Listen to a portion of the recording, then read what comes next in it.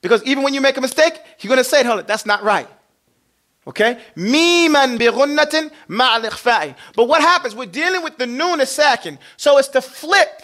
The terminology is qalb, is tahweelu shay and wajhi. To flip it off his face. So when you see this noon and you find over it a meme, you flip that noon into a meme. Okay? It's no longer noon now. You flipped it into a meme. And remember last time I said you have your mouth slightly open when you make this sound on the noon. This is what I'm talking about here. Okay? Anbiya. Say, you get ready. You start off with the noon and you get that and there's no noon sound here. But you say, but your mouth is slightly open. That's how Husri used to do it. Some people say, what is ikhtilaf? There is ikhtilaf amongst the people of Ada, whether you close your mouth completely. Anbiya. Some people say that. But Imam Husri, who's considered the Imam of Qira'ah, he said keep it slightly, rahimahullah, he said keep it slightly open. So that's what I say. Anbiya. Say it. Anbiya. See that sound there, it's an, be, ya, right? And, be, ya. But here the noon has flipped to a meme, okay? You understand that? And that's how it looks. The noon is not pronounced. The noon is not pronounced. The noon is not pronounced. Did I say that enough? The noon is not pronounced. Right? The noon is not pronounced. Anbiya. Now I like the thing with the slightly Anbiya. And when your lips come together is when you hit that ba. This iqlab is only in one letter. The one letter that it's in, it's ba. It says, وَالثَّالِثُ الْإِقْلَابُ عِنْدَ ba. What is it? عِنْدَ الْبَا. How many letters? One. What's the letter? Ba. Can you forget that? It's easy. وَالثَّالِثُ الْإِقْلَابُ عِنْدَ الْبَاءِ مِيمًا بِغُنَّةٍ مَعَ الْإِخْفَاءِ. So we know what ghunna is. We know what ghunna, that's that nasality, that sound in the nose. You know, like you go like this, right? So we and we're carrying that. Biya. Biya. Now, what does we mean by ikhfa? Because now we haven't learned ikhfa mean. Ikhfa literally means a sitr. Okay, we haven't gotten to that rule yet. A sitr is like what you put in the curtain so no one sees you. So it's like hiding it, okay? Or a sutra, when you put it in front of you when you pray, so no one walks in front of you. If they walk outside of it, then it doesn't break your salah, and you don't have to fight them, okay? So here, al-ikhfa is, that's how you're dealing with this sound. That so now when you get to the meme, it puts cover on this noon. That's why I said it's gone.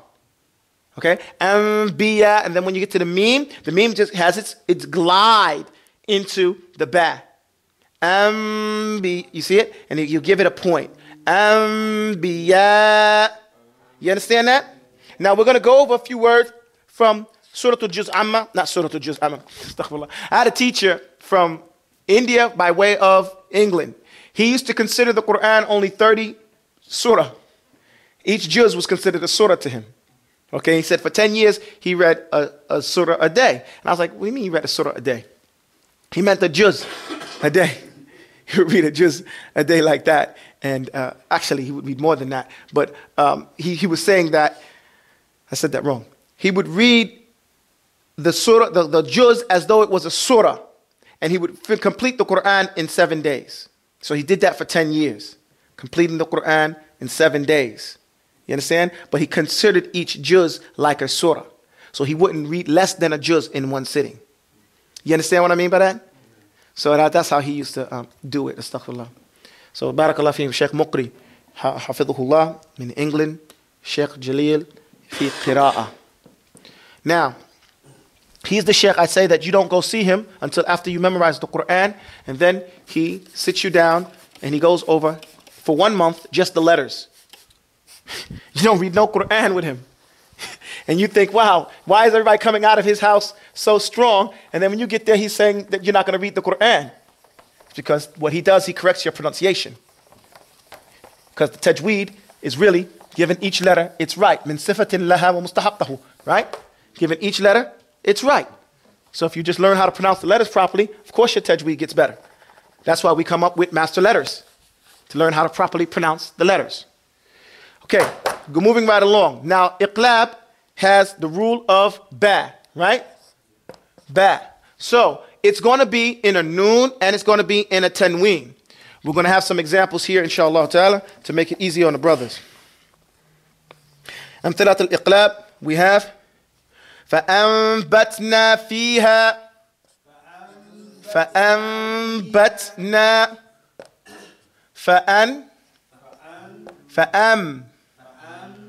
فأنبتنا فيها حبا. Just so we can just stop right there, okay? So then the way we're going to do this, and again, from our adab, from our minhaj, is that we overline, we don't underline, okay? The kuffar come and they underline. In Islam, our sunnah has always been to overline. In fact, every place that you find in the Quran where it's an important ayat that you need to make sajda for it, what do you find it? Overlined. Sad thing is that the Muslims are following the kuffar and everything, and even some of the newer masahif have started to underline. They start putting the red letter Allah in those masahif, following after the kuffar when they do their Bibles and they put red letter Jesus. So every time they put the name Jesus, they make it red. Now we find in the Qur'ans that the red letter, they put Allah and they make it red. This is following the kuffar. Right, but what they didn't, he's saying now, is what they say, Jesus said exactly this, they put it red. But in the Masahif, they make the name of Allah red. This is an innovation to single out like that. This is not from our deen. Likewise, from the subtleties of them taking over and us following them, is changing them from overlining to underlining. Overline, that's from the sunnah. That's from our culture. That's what we do. Overline, overline, overline. Leave them in there, even the most silly, small things, and follow the sunnah. Well, that's how we distinguish ourselves. So, what the rule is, we're going to read up to here, and then we say this word again once or two or three times, okay? That's how we do it when we're starting to get these, because I noticed we're not memorizing the examples. So we have to start memorizing them. So we say, فَأَنبَتْنَا فِيهَا حَبًّا فَأَنبَتْنَا. That's how we do it. You understand that? And that's how you should practice. When you're at home, you say, فَأَنبَتْنَا فِيهَا حَبًّا فَأَنبَتْنَا. No, I don't mean for you to follow me, sorry. فَأَنبَتْنَا فِيهَا حَبًّا فَأَنبَتْنَا. You understand? We go, that's how you practice at home, doing it again. Another one we have, مِن بَعْدِ. That's no problem. تفضل. مِن بَعْدِ. Mim ba'di. So we have mim ba'di.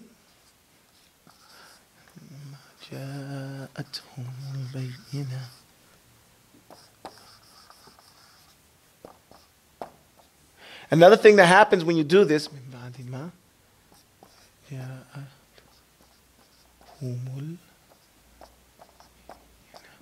another thing that happens here is by writing out the Quran. We had a brother from Aljazair. He came to Mauritania and he memorized the Quran in less than a year. And he was strong with it. So we said, wow, subhanAllah, how you finished the Quran in less than a year? And, you know, memorization, hibs and istihdaran. You made it, he got it. He said, what I did is I wrote it down 7 times. He wrote the Quran out from beginning to end 7 times within that year, every day, right? So what happens is, as you write out the Quran, it comes into your head more. Write it out. Write it out. One of the things that I always suggest to people who have children, when they're born, or when you find out you're having a child, if Allah bless you with a child, write them a mushaf and give it to them in your own handwriting. When they leave your home, you give them a mushaf that you wrote out. They'll pay more attention to it. Do you understand?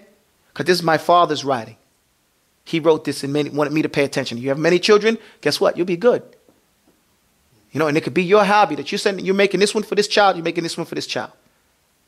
You know? And that's something that you can be very productive and ask Allah to help you finish that. You don't have to be done at once. You got to be done by the time they get married. But you put your handwriting on it. You give it to him. Another thing the ulama suggests, make a book of 40 hadith. We're not saying that this is from the sunnah.